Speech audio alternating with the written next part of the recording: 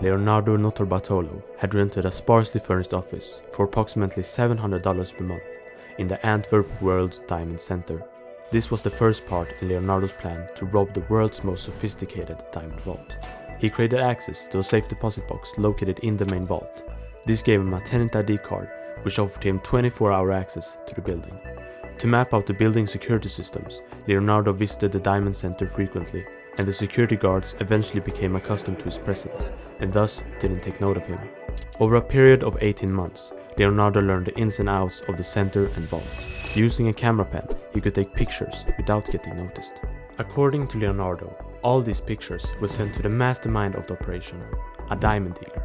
He also told the mystery dealer that the heist seemed impossible. After 5 whole months of no contact, Leonardo finally got the call back. Come to this address outside of Antwerp. I want to introduce you to some people.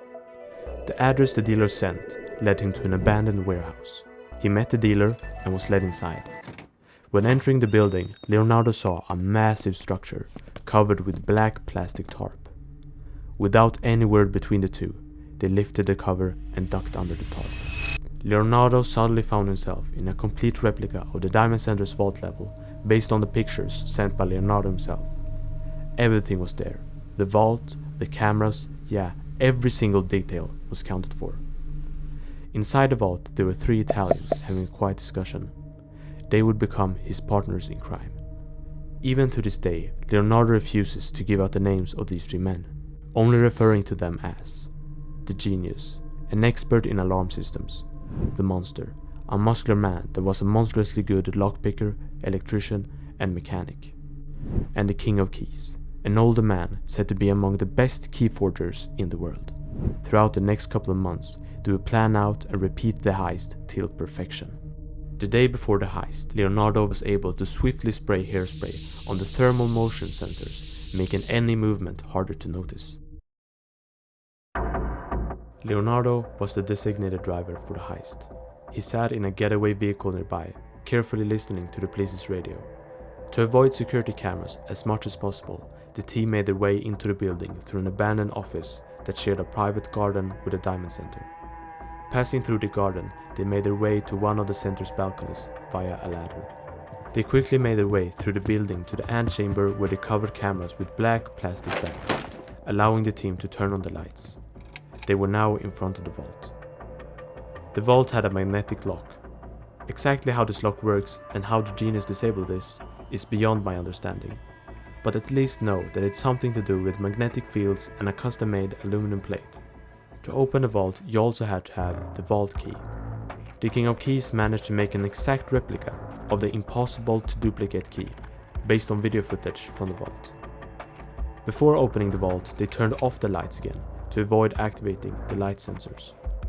In complete darkness, the monster made his way to the middle of the room, having practiced the number of steps in the replica vault. Reached up to the ceiling and pushed back a panel. Here he patiently stripped the wire's plastic coating and attached a new piece of wire to disable the sensors in the safe deposit boxes where the valuables were stored. In complete darkness, the King of Keys used a hand-cranked jack to break the locks on 123 out of the 160 safe deposit boxes. The valuables were then transported out of the building in duffel bags. The team left the same way they came, at 5:30 in the morning of February 16th. After the robbery, the team had to dispose of all the evidence of their plans.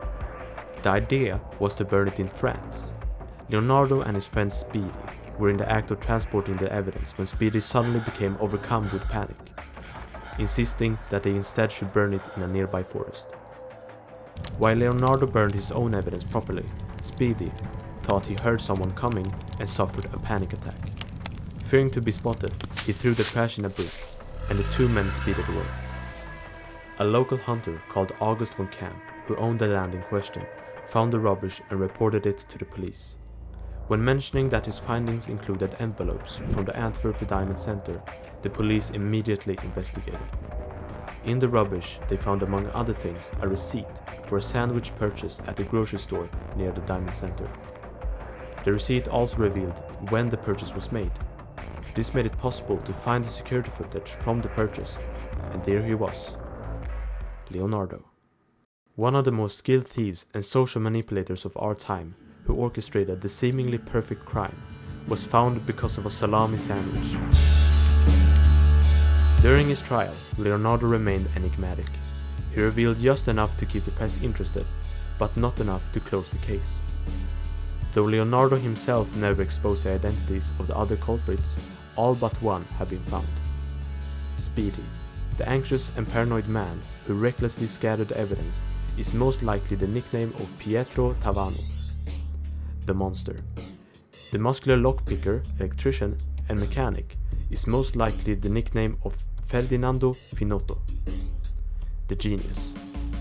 The expert in alarm systems is most likely Elio de Honorio. And lastly, the King of Keys, who was never found or identified. Leonardo served a total of 10 years in prison, while everyone else got 5 years each. In total, $100 million worth of loot was stolen, and most of it was never found. So please let me know in the comments what you think happened, and until next time, stay curious.